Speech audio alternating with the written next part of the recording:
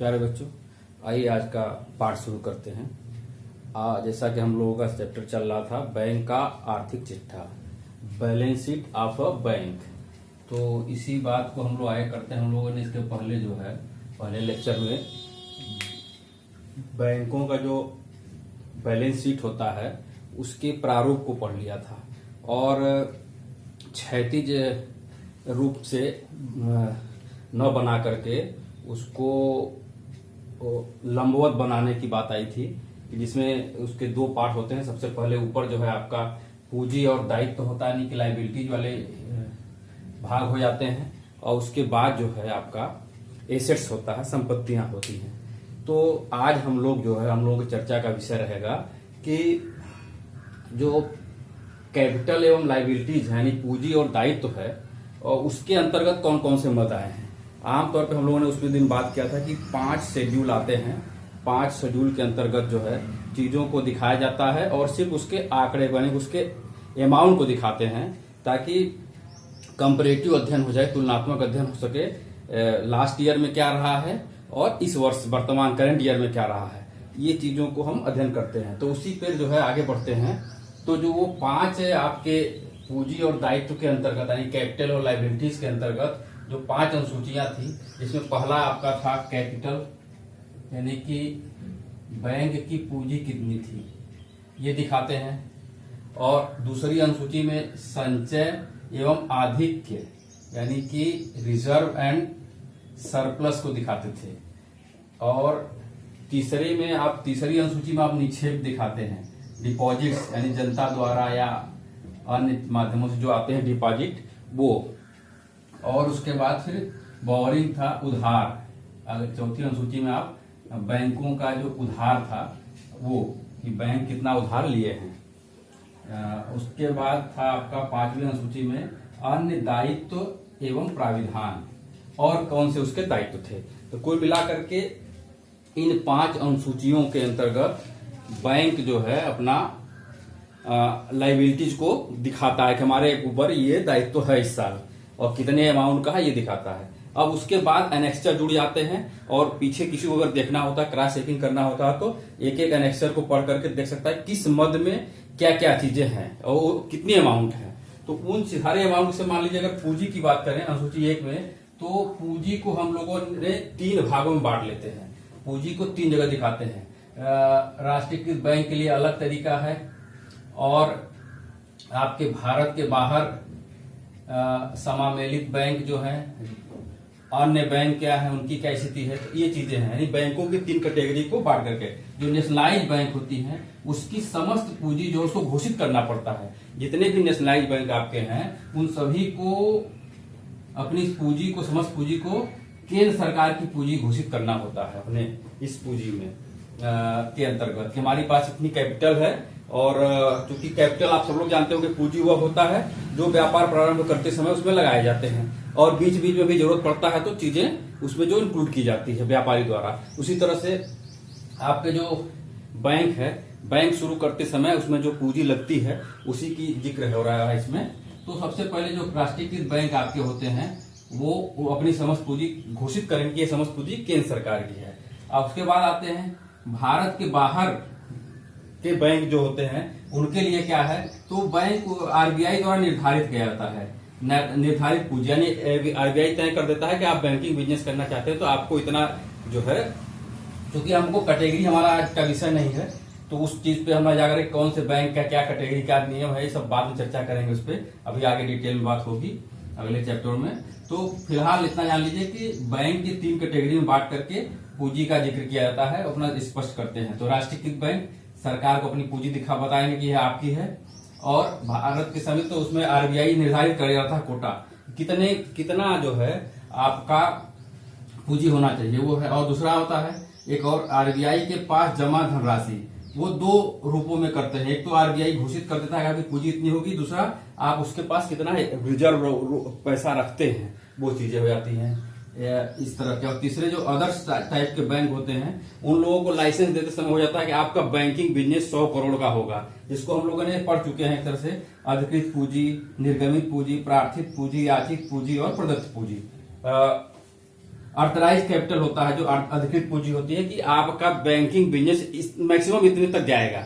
तो जितना मान लीजिए 100 करोड़ का उसने पास किया है, तो शुरू उतने में बैंक नहीं, कम में ही शुरू करता है। तो वो सोचता है चलो 50% पे, तो निर्गमित पूंजी वो शेयर इशू करता है 50% आपका, यानी कि 100 करोड़ तो 50 करोड़ का। उसके बाद उसमें से जरूरी नहीं कि सब लोग सब्सक्राइब, जो भी शेयर धारक होते हैं एप्लीकेशन डालते हैं कि हमको चाहिए आपके बैंक का शेयर, तो टोटल संभव नहीं है कि पूरा हो जाए, हो सकता है ज्यादा भी हो जाए कम भी हो जाए, लेकिन वो सब्सक्राइब आपका पार्थिव पूंजी आपका कम होता है।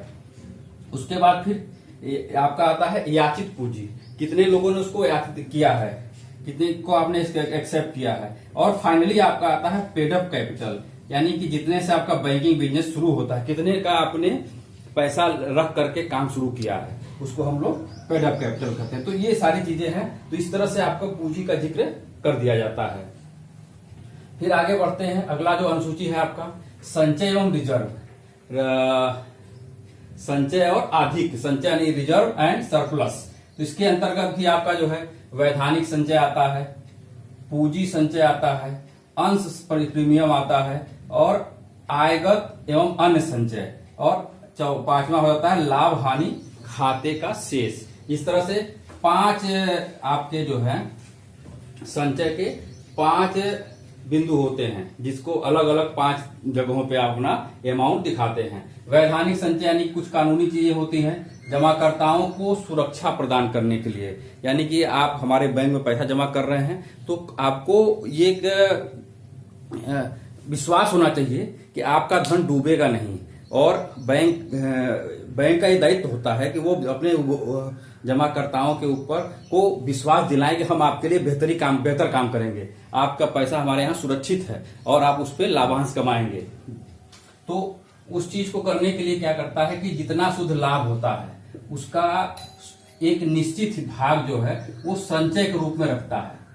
अपने टोटल लाभ का कारण क्या है, जमाकर्ताओं को सुरक्षा प्रदान करने के लिए वो अपने टोटल लाभ यानी शुद्ध लाभ का एक निश्चित हिस्सा संचय करता है, जिसको बोलते हैं वैधानिक संचय। और ये वैधानिक संचय की सीमा हर साल बढ़ती जाती है, और ये तब तक बढ़ती है जब तक ये चुकता पूंजी के बराबर न हो जाए, चुकता पूंजी पेड अप कैपिटल के बराबर न हो जाए।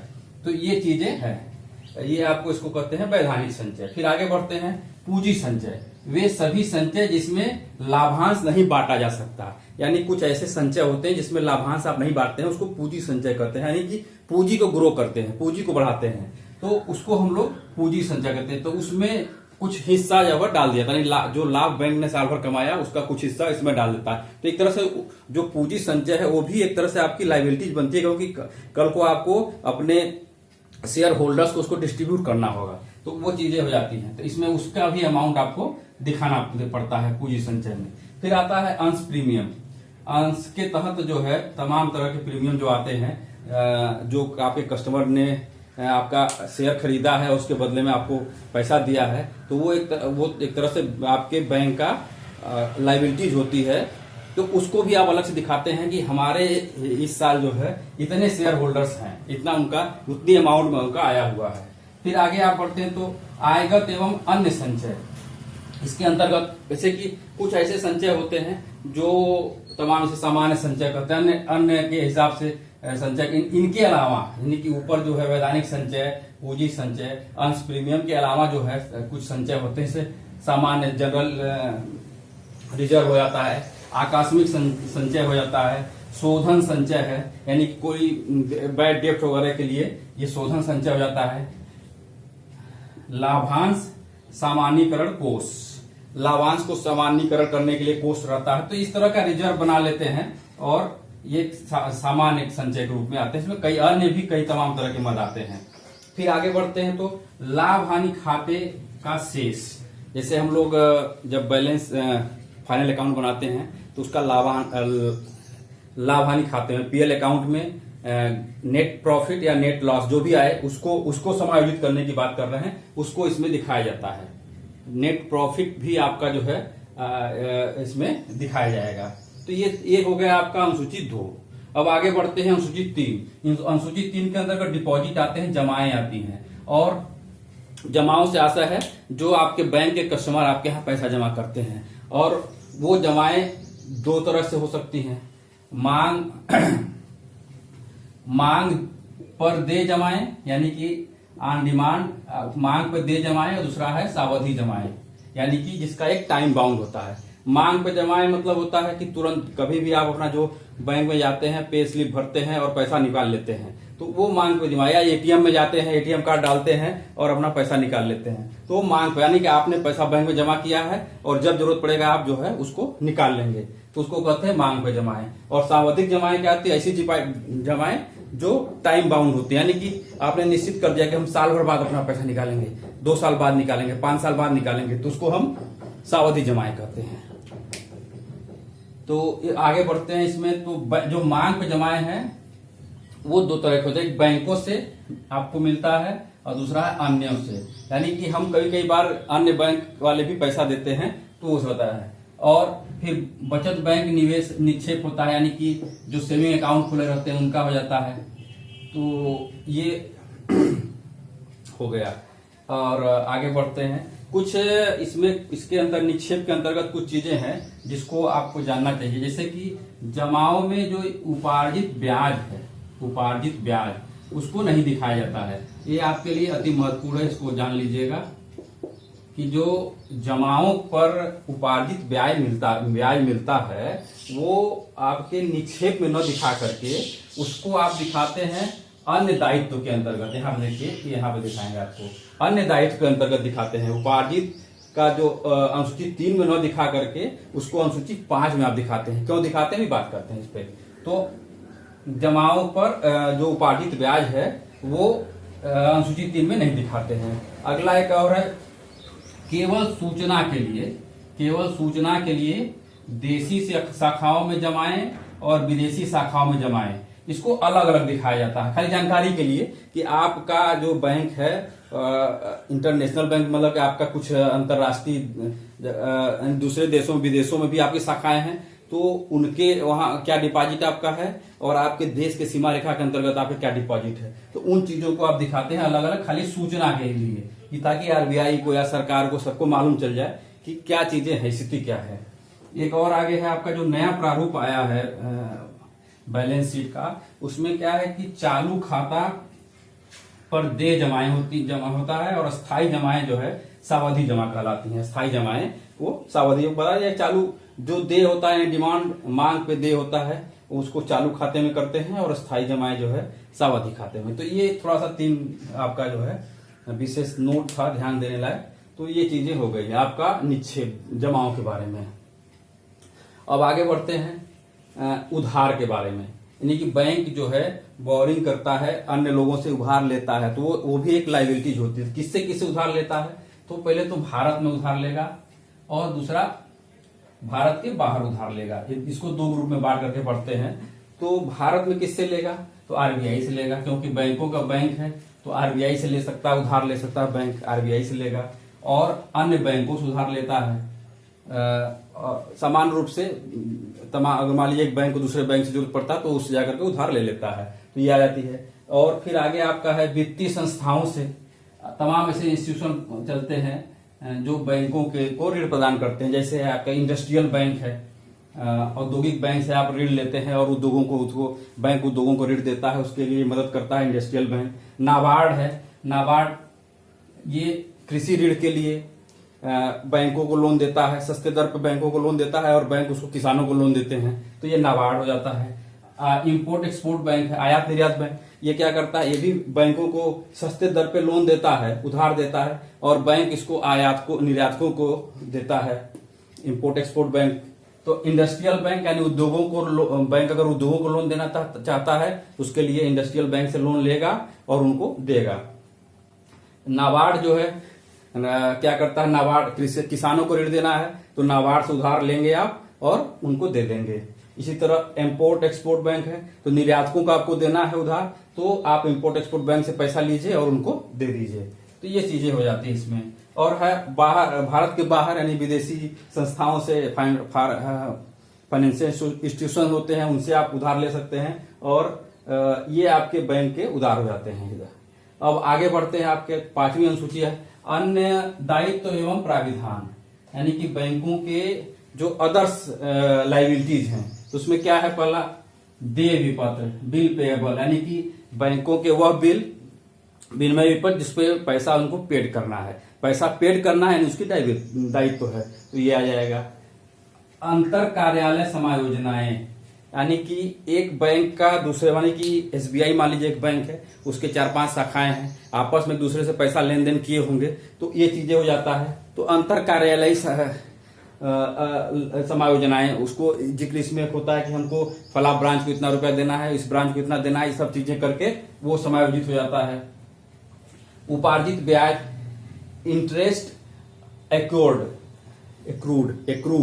तो ये क्या होता है, ब्याज आपने कमा लिया है, तो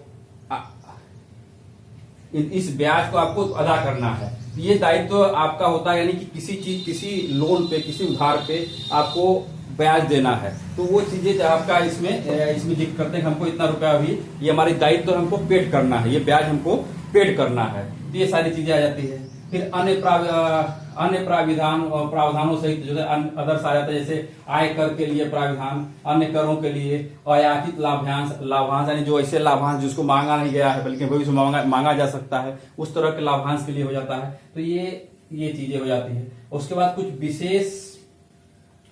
विशेष प्रकार की जमाएं के लिए, जैसे होता है स्टाफ सुरक्षा जमा, ग्रेच्युटी कोष, भविष्य निधि, अदत्त ब्याज, व्यय और लेनदार, इन लोगों को जो है इन सारी चीजों के लिए कुछ रिजर्व रखते हैं, कुछ कोष जमाएं रखे अपने पास रिजर्व रखते हैं, वो आपका दायित्व होता है कि इनको चुकाना है, स्टाफ सुरक्षा के लिए खर्चा किए हैं उसके लिए, तो ये सब सारी चीजें जो है ये इस तरह से आप जो है इन मदों में जो है आप अपने बैलेंस शीट में दिखाते हैं, एनेक्सर में, यानी कि अनुसूचियों में।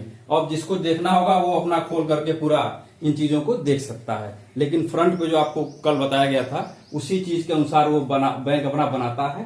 तो आज के पार्ट में हम लोगों ने पढ़ा कि पूंजी और दायित्व के कौन कौन से मद हो सकते हैं, 5 अनुसूचियों के अंतर्गत इन मदों की सारी चर्चा हो गई। अब उम्मीद करते हैं कि अगर आपको दिक्कत होगी तो इस पे बात कर लीजिएगा, फिर हम लोग नेक्स्ट लेक्चर में मिलते हैं, जिसमें हम लोग एसेट्स के बारे में, संपत्तियों के बारे में पढ़ेंगे कि बैलेंस शीट के कौन कौन से मद हैं संपत्तियों के।